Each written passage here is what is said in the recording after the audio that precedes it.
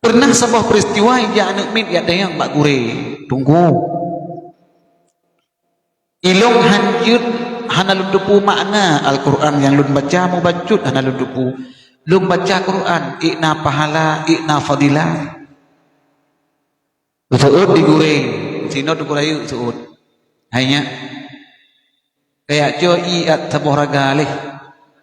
Atau mau iya lam alu, lam kerung bahasa gedanyo kami kena sian. Karena anak murid zaman anak bro akai kalau murid lewetnya. Masa murid lewetnya dari jok i laraga ni acok geron dia tu boleh ikut. Hai i lam raga kita cok. Ya domo i lam raga tame dia jok tunggu. Dro yang baru mau tunggu. Gekele tu kulai kacau i atau raga lalu kami kena sian ejut. Ibadah dia anaknya. Itu mau ilam raga, ipo plung truk baru mau tunggu abih ilam raga. Ikun dia anak murid bak tunggu. Handro ilun me bak ro bak dalora kabih i ya cok lob. Man karena anak murid jamun hana batat. Masa anak murid inom ni lagi anda pegat pu itu on. Ya cok geron tunggu leh. Menyan murid jamun hana batat semati. Ya kan? Ibadah anak murid jamun itu mau lem ilam raga di puplung lem bak tunggu.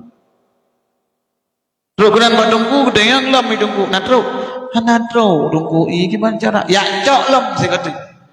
Lega ya cok i. Ibadah dia anak muridnya itu mau ilam raga di puplung terus bak tunggu handro cit. Kalega kat tunggu handro i gimana cara? Zeut digoreng. Hanya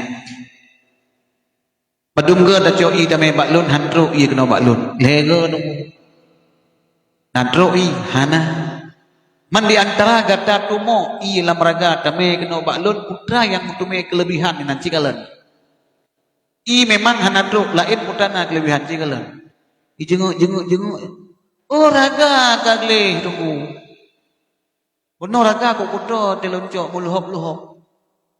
Gara-gara lun tumo i berarti lun puplung bak ron lego kagli raga ikhle na murid. Gure nyan kenyan tamsilan tanya baca Al-Quran ada hana ada depe makna mubi upi penting bubutui dakun kemudian ati tetap lih saban lagi raga.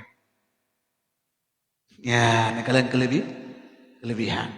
Ya kan?